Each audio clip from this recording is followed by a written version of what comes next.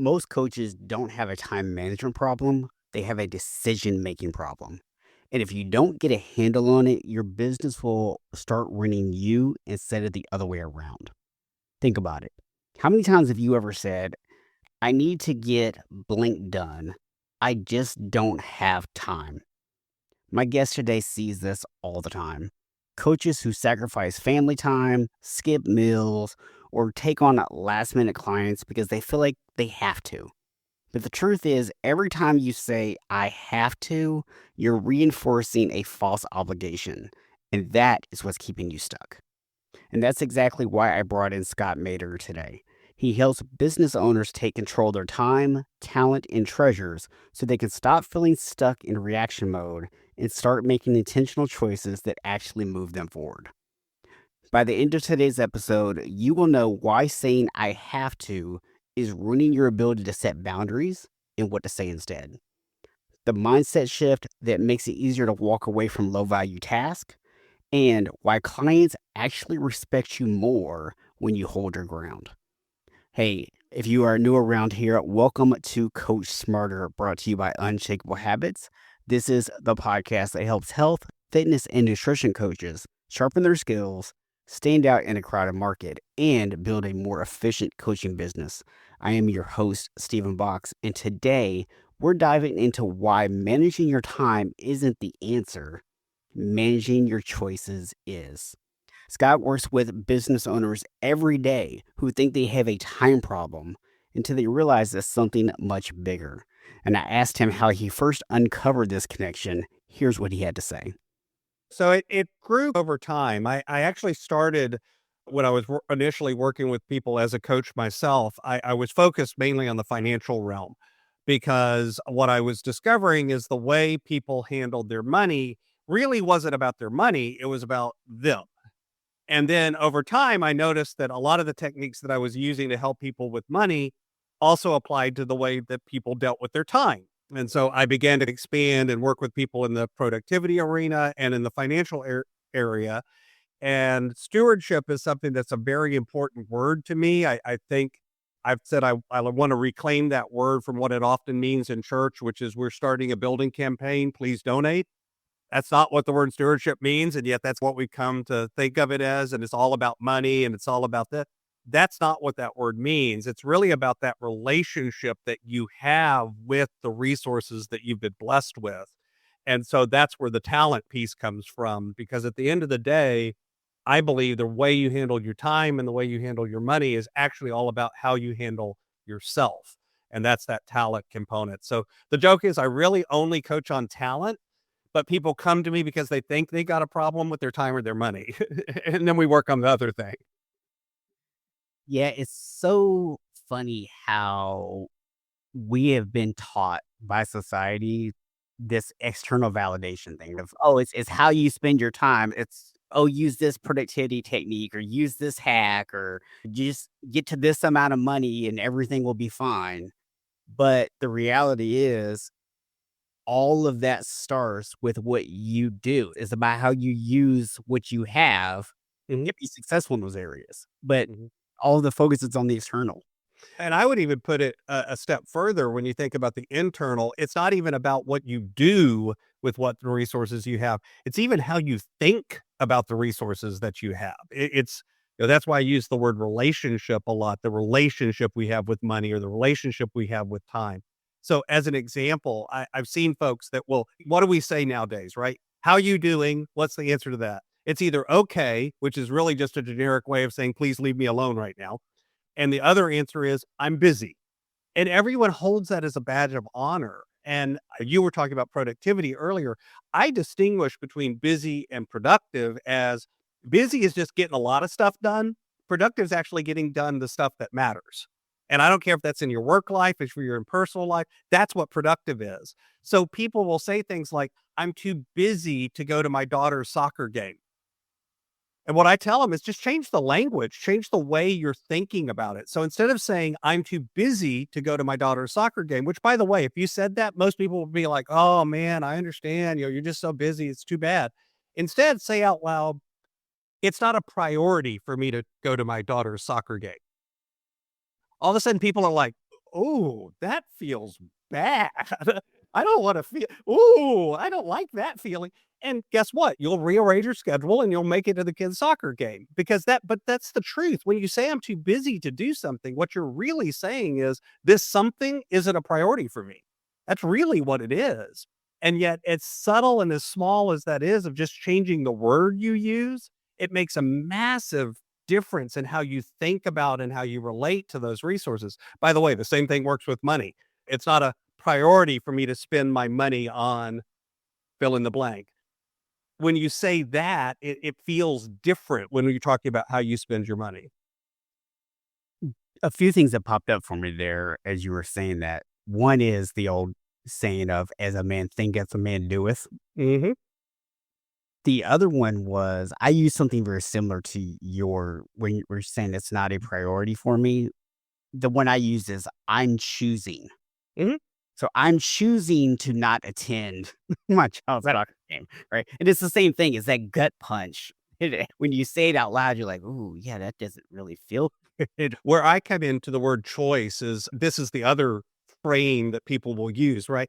I had to. We use the language of I had to do this. Again, that shows up in money. I had to buy a new car. My ashtrays were full, or I had to buy a new car. I had a flat tire. We frame it in these weird ways with time. I had to stay late today because otherwise I would have gotten fired. Really? And these sorts of framings, and I tell people the same thing with the word choice instead of had to. Remove the word I had to from your language. Instead, say I chose to.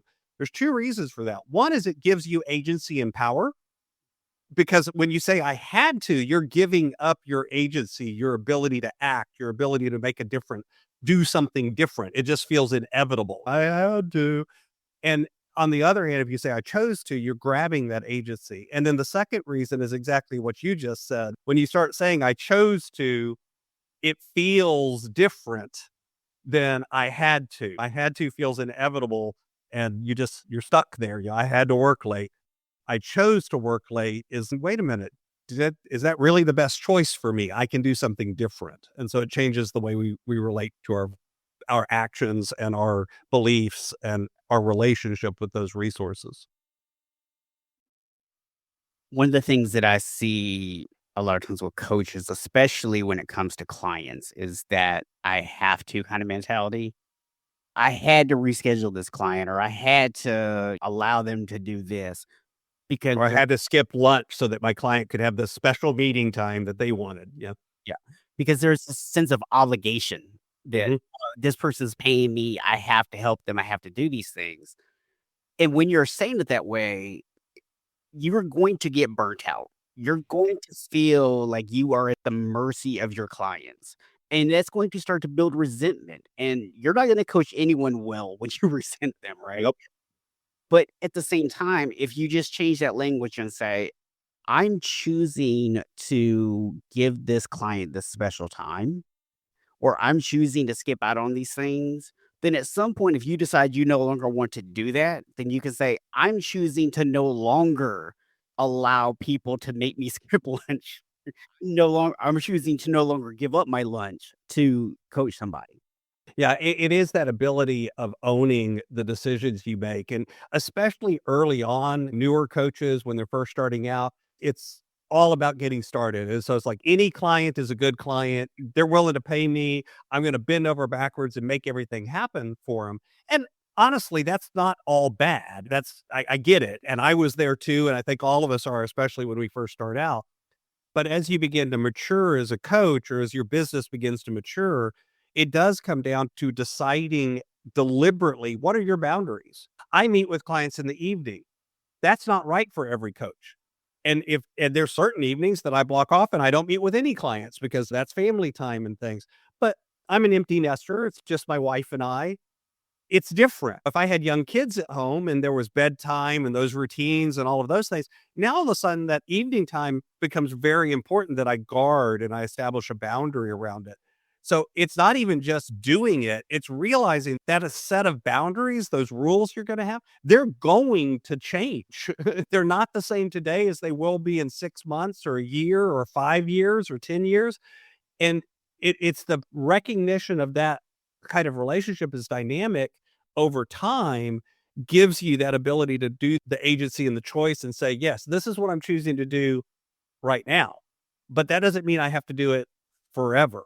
You can pivot on the kinds of clients you serve. You can pivot on the times of day that you work. You can pivot on the locations that you're willing to do. All sorts of things can change over time. But it is important to actually do that with intentionality as opposed to what you're talking about, where it's all at the whim of the way the market is. Somebody says, "Hey, I can only meet at this time." Okay, I'm just gonna open up that time. You're not thinking about it, you're not being deliberate about it, you're not being in control of your own boundaries and what's important for you to have a healthy and good life and relationships outside of just that client coach relationship. That one's important, but other ones are equally or more important. Such a great point because I feel like, especially for newer coaches, this is such a struggle. Oh, yeah. Is you're told all the time when you start a business that you need to be available 24/7 and that you have to work yourself to the bone and all these Hustle, hustle. Yeah. right. It's all about the hustle because you got to get things established. And yes, the reality is in the beginning, you are going to have to work way harder. You're going to have to put in more time. You're going to have more sacrifices. You're going to have fewer boundaries when you start. But that doesn't mean that you can't have boundaries. That doesn't mean that you just have to just be wide open and allow people to take advantage of you. Mhm. I work with a lot of small businesses in all sorts of fields, and I'll give you an example. Email is a great one, right? Email invades our life 24/7. I know people that they'll answer their work email at 2 in the morning, and I'm not just talking about coaches, I'm talking about anyone, just in business. They get up to use the restroom in the middle of the night, and boom, they're on their phone checking their work email and answering emails. And I've told folks, and I've worked with some high-end salespeople in very competitive industries and got them to actually schedule, I'm gonna only check my email 3 times a day.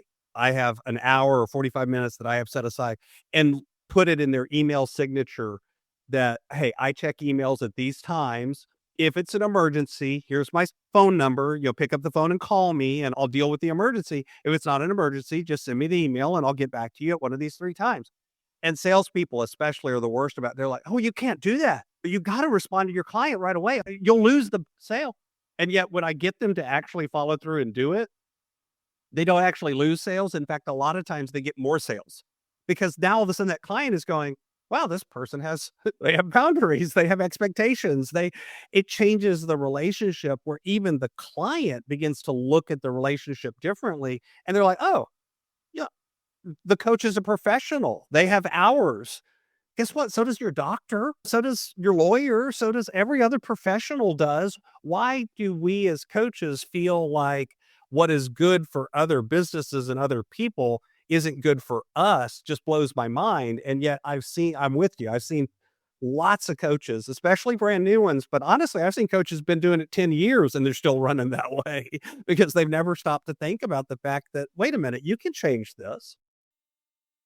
I think one of the biggest things with that is communication. When you tell people up front what the expectations are, they're like, "Okay, cool." It's when you don't communicate and you don't set expectations that you get yourself in trouble, because now people, especially in this day and age, they do expect a instant response. You expect to have a response in 10 minutes. But if you tell someone, "Hey, I only check messages at this time." Or even if you don't wanna go that specific and you just say, "Hey, I return all emails within 4 24 hours hours or or whatever. Yeah. 6 hours or 24 hours," or whatever time period you check your email. Like, you're checking 3 times a day, a couple hours is probably sufficient. But if you actually tell people that you have that limit, then they're okay with that because they go into it knowing, "Oh, it's gonna be a couple hours before I get a response. Cool." And you're right. 99% of the time, it comes down to communicating. And if you're in a business, a W-2 employee, and you feel like, but my boss controls my time, only to the extent that you let them. If you're as a coach and you're self-employed, but maybe you still work a full-time job and you're just coaching on the side, and so it feels like you have less control. you actually have a lot more control than you think if you establish those boundaries and those housekeeping rules. And then, like you said, you communicate them proactively. When I back in the days when I worked corporate, I communicated up to my boss and said, here's what I'm doing. These are the times I'm available. Here's the times I have blocked off to actually get the work done that you want me to get done. And if you want to interrupt that time, that's fine. But realize that means I'm not going to get this work done that you've given me. And you know what? They're like, "Oh, okay, that's reasonable." They don't overreact. Client, the same way. I had a client today that's, "Hey, the only time my wife and I can meet with you next week is this in this time slot. I know you normally block that off for lunch. Is there any way, we could have 30 minutes of that time?" "Okay, yeah, I can make an exception for you. Let me do that." But it's not they didn't come to it with the thing of, "Oh, you have to do this for me." They came to it with the thing of, "Look, I know I'm asking for an exception. Is that okay?" Because they knew that boundary and they knew that time wasn't normally available. And so they're asking a favor almost. And again, I can choose to do it. I could have chosen to say, no, that time's not available. In this case, it was easy enough for me to just move lunch by 30 minutes and okay, not a big deal. I'm in control of my time. I can do that. But it's not again, there's a boundary there, there's an expectation there, and it was communicated, they knew it, makes it easier to have that conversation in a much more productive way. Yeah. One of the things I wanted to touch on for a second here is, and it's related to what we're talking about right now, because we're talking about deciding, especially early on in your business, how you want to spend your time, what those boundaries need to be. So when we start talking about this idea of someone mastering their time, their talent, and their treasures, I think this can also be a little overwhelming for people, especially in the beginning, because you're trying to learn so much stuff. And Mhm. especially if you're coming from working for someone else and you're starting your own business, most of us, when we do that, have absolutely no idea what we are getting ourselves into and just how much work running a business is. So what is your advice for somebody when they're starting off on how to figure out, like, where to focus your efforts first, how to figure out what works for you, what doesn't work for you, how to set out those boundaries, how to go about actually starting that process? Yeah. So first off, I'm going to say there is no magic wand. So there is no one system, one tool, one methodology, one whatever that works for everyone in every situation. Because we're all yes, we all have some core things that are similar and the same, and then yet at the same time, we're all unique. And so the phase of life you're in is going to affect that. Again, I talked about that earlier. Having small kids at home changes the decisions you make. So, what I tell people to do is step back, and whether this is money, whether this is time, the framework is the same idea, is first kind of design what you want it to look like. And this literally means sitting down and going, okay, in 3 years, this is what I think my business should look like. I'd like to be working with this many clients. I'd like to be making this much money. I'd like to have these sorts of time freedoms or flexibilities. Design it, create a map, create a destination. Because the truth is, until you have a destination, you can't develop a plan or a route. If you literally got in your car in the morning and looked at your phone, pulled up the GPS and said, "Take me anywhere," you're already there. It's like there is no anywhere. GPS actually works, and this literally is how the technology works. When you put in the destination, it puts the point at the destination, and then it works backwards to where you are to come up with the route. Now, it just does that really quickly, and so we don't know that's what it's doing, but that's what it's doing. We have to do the same thing with our life. We have to create a GPS by creating a destination. Now, let me warn you of this. By the way, when you get there in 3 years or 5 years, it's not going to look exactly like what you had down on the plan. That's okay. It's going to evolve and change and move, but it's not really the plan as in this all has to work exactly the way I think. It's the plan in terms of you're putting something down that gives you a target to work towards, and then as you begin to work towards it, you're going to get feedback that may let you go ahead and be intentional, make decisions and change and shift. And, oh, you know what? I don't really like working with this client as much as I thought. I'd rather work with this kind of client. Or maybe something changes in your life, like you have a kid when you didn't have a kid before. And, oh, now it needs to look different. Whatever it is that idea of creating that destination and then get back to where you're at and start as you think about what you're doing, you're bouncing it against, is that actually something that's moving me in that direction? Is working on this thing, whatever this thing is, moving me towards the place I want to go? If it is, okay, it's probably a good thing to spend some time and energy on. If it isn't, then it might be a distraction. It might be there's a squirrel on the shelf behind me. It might be a squirrel that's pulling you off in a different direction. Might not be, but it could be. And so you want to think a little harder about, is this really something I want to spend some time and energy on? Now, that is a dramatically oversimplified step of what to do, because the truth is that right there can take a good amount of time and energy. And this again is where working with someone like Steven, working with someone like me, working with a coach or a consultant, or even just finding a mentor, someone who's done it before, who can sit down with you and ask you good questions and say, okay, you think you painted a really good picture, but tell me more about that. And then you're like, oh, okay, blah, blah, blah, blah. And you tell more. And it's great. Yeah, yeah, that's a little better, but tell me more. And you go about 5 levels deep, and now you finally really got the picture that you're after. It's a difficult, it's simple to explain, it's not easy to do. And this is where a lot of times pulling in, you'll be part of a mastermind. There's a lot of different ways you can do it. I'm a big proponent of there's not one way to solve it, but finding that community that can help you work through that, I think is really important.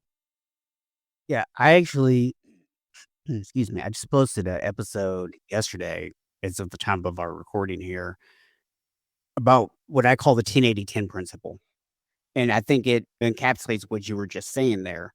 The first 10% of developing any skill is the hardest 10% Mhm. because you generally don't know what you're doing. You're going to make a lot of mistakes. There's going to be a lot of adjustment and trying to figure out what you actually want to do. And most people never get past that 10% Mhm. because it's so hard.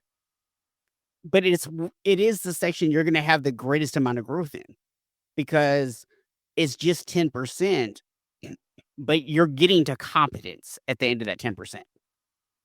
Once you get to competence, now you can start to play with things. You have a baseline to work off of, and you have that it's 80% growth period in which you're testing out new things and things are constantly changing. Like you said, it's not going to be the same in 3 years. It's going to be different, and that's why it's a constant growth period.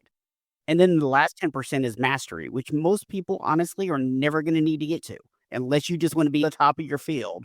You don't even need to worry about the last 10%. Most of us are perfectly good just in that first 90%. But I see so many coaches that will give up in that first 10% because it is so hard and failure is something that you're going to encounter very frequently in that first 10%. And a lot of people take that as this isn't working. So to your point, if you don't have that destination in mind, if you don't know what you're working toward, it is easy to feel like that failure is failure and that it's Absolutely. versus just a another spot, right? It's just a pinpoint in the map. And I think too, it's connecting that destination, not just to the practical things. I want to make this much money. I want to work with this many clients. I want to have this much time, but actually the emotion behind it too. Why do you want to make that much money? Why do you want to work with that kind of client? Why do you want to have that kind of time freedom? What's the emotional drivers behind it? I think a lot of times when we do goal setting, we leave out the emotion side. We think of it as a logic puzzle.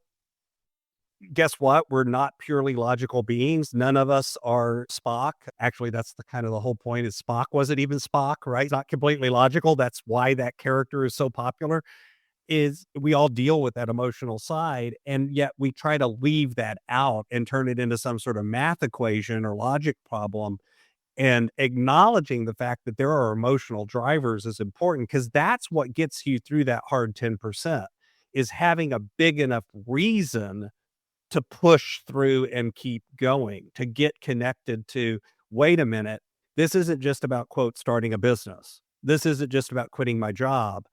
Those sound like they're important and they could be, but there's more to it than that. Why do you want to quit your job? What is it about having your own business that's important to you. What is it going to mean to you? What is it going to change in how you look at yourself and how you look at others and your relationships and your spiritual walk and your whatever, all of the different components of your life, instead of just putting it in this really narrow little bucket and saying, that right there, that's it. If I make $100,000 a year, it's all gravy. Guess what? There's nothing magic. That's just a number. Until you connect it to some sort of reason behind it, it's really hard to actually do the hard things and drive through to that 80% that you're talking about, or even more, that last 10% of mastery. I think one of the things that I see people fall into the trap here of also is we go the wrong direction when it comes to those emotional goals. Mm. So, for example, somebody might say, I want a seven figure business. It's okay. Well, why do you want a seven figure business? If I had a seven figure business, I'd be able to take my kids anywhere they wanted to go and buy them anything they want and help make sure they're getting to a good school. And I'd be able to do things for my spouse and we'd be able to take all these trips and all this other stuff. And you go, okay, why is that stuff important to you? Why do you want to do those things? I want to be a good mom or dad, and I want to be a good husband or wife or whatever. And you're going through and you're getting down to it. But then if we went the opposite direction and we said, okay, if your goal is to be the best parent you can be or the best spouse that you can be, what does that look like? I'm going to guess that almost no one is going to say, I need to have a seven figure business. Mhm. So we're going the complete opposite. We're deciding on a goal. I want to make a certain amount of money, and then we're justifying that goal by going, these are all the things that money would allow me to do. But we're not actually thinking about the person we want to become. We're just chasing after the goal. Right. Yeah, there's an old joke about the guy sitting on the beach fishing, and the businessman comes along to him and says, "Hey, here you are spending all your days just wasting your day fishing. Why don't you, buy a boat, and then you can become own a fishing fleet, and you can work up and become this massive businessman running all these boats." And I'm really shortening the joke. And the guy goes, "Why would I want to do that?" He's, "Once you've reached all of this success, now you can sit on the beach and fish all day." And the guy's gotta look at it like, "That's what I'm already doing." That it is that idea of going, "Wait a minute, if time," for example, if time freedom is what you're after with your business, then are you setting up a business that actually gives you time freedom? Or are you setting up a business where you're gonna be sacrificing your time? If your goal is to be a good parent, okay, what does being a good parent look like? A lot of times people will say things like, "I wanna be able to take my kid to school every day. I wanna be able to pick them up every day. I wanna be able to spend time with them." But then are you actually setting your business up to do that? And when you think about it that way, by the way, you could still have all of those things and a seven-figure business. It's not that those two things are mutually exclusive. It's just a lot of times, if all you're focused on is the seven-figure business, you're going to sacrifice a lot of other stuff that's actually the stuff that you're after. Unless, like you're talking about, you do that hard work of going, wait a minute, not just what does it look like. I call it, not does it, figuring out what does it look like if it all works, but also what does it look like if it doesn't work? Flip the coin over and look at the other side. Think about what's the actual, people will talk about, I want to be able to travel. And then they'll set up their life where they can't. It's like, why are you doing that? Because until I reach this other goal, I can't really travel. Is that actually true? So a lot of it is checking your assumptions as you go, because we'll have these assumptions built into the decisions we're making. Again, this is why plugging into other people and communities is so important. Coaches, working with masterminds, working with other folks, especially folks that are a little further along the journey, that can look at you and go, wait a minute, why do you believe that's true? Because what is it about the decisions you're making that you built into it an assumption of truth that a seven-figure business is the only way to be a good parent? Is that a true assumption? Well, again, when I say that out loud, everybody looks at you and goes, "No, I know some great parents that don't have a seven-figure business." Okay, then what else are you making assumptions about? What else could we do to look at it different? And again, that doesn't mean you don't have a seven-figure business, but it does mean that the way you go about getting there and the choices you make and where else you spend your time and your energy and your resources is gonna look different when you recognize that. Yeah, and I think so much of that even comes down to realizing that they're 2 separate goals, Mhm. but you've gotta figure out how to merge them. So it's not, "How do I create a seven-figure business?"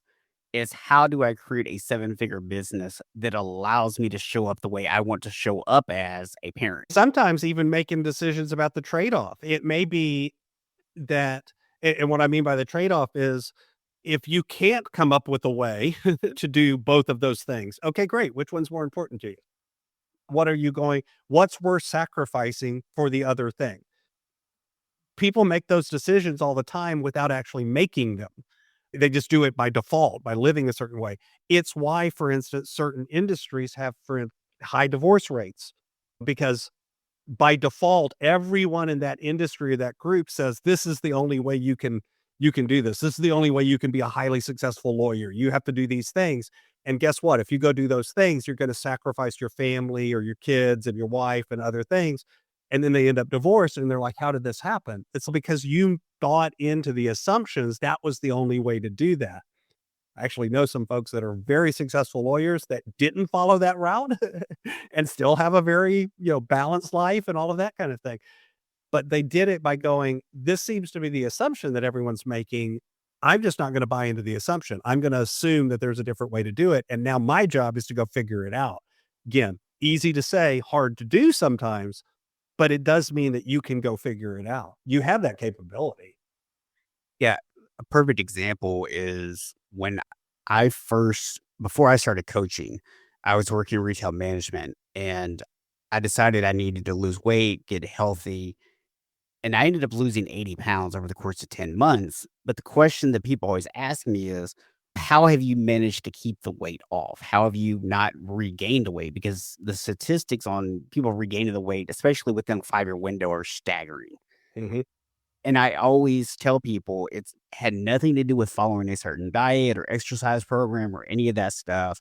It was because on day one, I made a decision that I didn't want to give up my favorite foods. And so I better figure out a way to lose weight while keeping those foods in my diet. Right. And once I made that decision, it became easy for me to maintain it. Now, did it maybe take me a little longer to lose the weight? Did I maybe not get the super fast results that you see other people get, where I can run around and tell people, "I lost 50 pounds in 3 months," or whatever, right? No, I don't get to do that because my results were maybe a little slower, but it's still 10 months. It's not like it was 5 years, right? It took me 10 months to lose 80 pounds, and I've kept it off for 14 years now.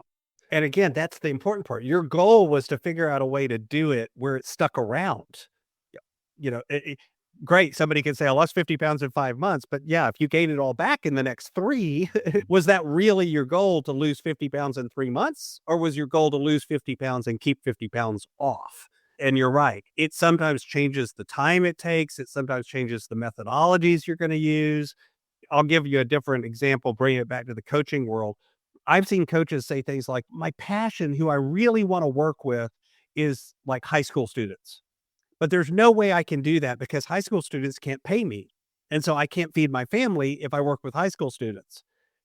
I'm like, can't you figure out a way that you can get paid and work with high school students? Now, you may have to get real creative. You may have to partner with other organizations. You may have to go through the school system a different way and build those relationships. As yeah, the high school students aren't paying you, but their parents are, or the school is, or a nonprofit organization is, or something else. You can get creative if you just step back and go, I'm assuming there's no possible way that I can work with this population and get paid. I have a group of coaches right now that I work with that they're working with a homeless shelter and working with the folks that are in recovery trying to get into a home, and they're working with them in the financial realm. And guess what? They're being paid as coaches. They're changing these people's lives. And at first glance, you would be like, wait a minute, this population doesn't have the ability to pay the coach. They don't, but there are partner organizations that do. And when they see the value that the coach is bringing, they're willing to bring the coach in and pay the coach's bill. So it's interesting how we make these closed minded assumptions. And by the way, if you're a coach, your clients do the same thing. So it's our ability to look at that and go, why is this true? Let's run an experiment. Let's test something. Let's push against it a little bit and figure out, is this actually a true assumption or is it just an assumption that everyone's made? Yeah. Yeah, I love that example, man, because that is such a true thing where people get caught up in, "This is the path that I have to take." And when they do that, they limit themselves to so many other opportunities Mhm. that could be right around the corner. So I definitely appreciate that insight there. Scott, before we wrap up here, if you could just let everyone know, who is the person that you actually serve and what do you help them with and how would they go about contacting you? Sure, absolutely. So I work mainly with small business owners. And when I say small business, I really almost mean micro business. I tend to work with solopreneurs, or maybe they have 4 or 5 employees, or 1099 kind of contract kind of relationships. I'll occasionally work with a business that's bigger than that, but I was in the corporate world for decades, and quite frankly, I don't like having to work with a company where we have to schedule a meeting and then work on the next meeting so that we can have a meeting about having the meeting. I'd rather work with that small business owner who we can meet on Monday. They make a decision on Monday, they implement it on Tuesday, and we're seeing results on Wednesday. And that tends to be the smaller folks that are starting out. A lot of them are in all sorts of industries. I work with clients all over the world. At this point, I've worked with clients in 20 countries, 38 states. So I've been doing this since 2011, and that niche is really who I like to serve. And generally, they're people that feel like either their time or their money is holding them back. They've started this thing, they know it's a passion, they know it's something they really want to do, but they're just not able to get the finances right, or they're not able to get their time right. And then I try to help them build the systems and the frameworks to get those things right. As far as getting a hold of me or learning more about what I do, I actually set up a page just for your listeners. If you go over to my website at inspiredstewardship.com, and then just /coach smarter, all one word, no underscores, no dashes, just coach smarter. You'll be able to get some free resources over there. There's a place you can set up and jump on a call with me. You can find out more about, I've actually got a book called Inspired Living that just came out last year that works on some of these areas. You can find out about the book, or my own podcast, Inspired Stewardship, is over there as well. That's again at inspiredstewardship.com /coach smarter. And that's a wrap on my conversation with Scott Maderer. If today's episode got you thinking, go check out his links in the show notes and connect with him. You'll find everything you need there. And by the way, just a quick note for you, I also had the opportunity to be on Scott's podcast too. So I'll put the link to that in the show notes as well in case you want to go and check that out. If you're getting value from Coach Smarter, do me a quick favor and send this episode to another coach who needs to hear it. The best way to help more coaches work smarter, not harder, is to share what's working with them. So before we go, let's hit some quick key takeaways. Number one, if you keep saying, "I don't have time," replace it with, "It's not a priority." That one shift alone will change how you make decisions. Number two, drop "I have to" from your vocabulary. You didn't have to reschedule that client. You didn't have to skip lunch. You chose to. And when you own that choice, you can start making better ones. And number three, boundaries don't drive clients away, they make you a better coach. The right clients will respect them, the wrong ones, well, you don't want them anyways. Make sure you also join us on our next episode of Coach Smarter, where we're tackling something a lot of coaches struggle with: how to grow your business as an introvert. My guest, Stacey Chasen, is breaking down how to network, market, and coach in a way that works with your strengths, not against them. So if traditional business advice has ever felt exhausting, hit follow so you do not miss it. That's it for today. Thank you for joining me. This is Steven Box reminding you that coaching smarter creates a lasting impact for you and those you serve.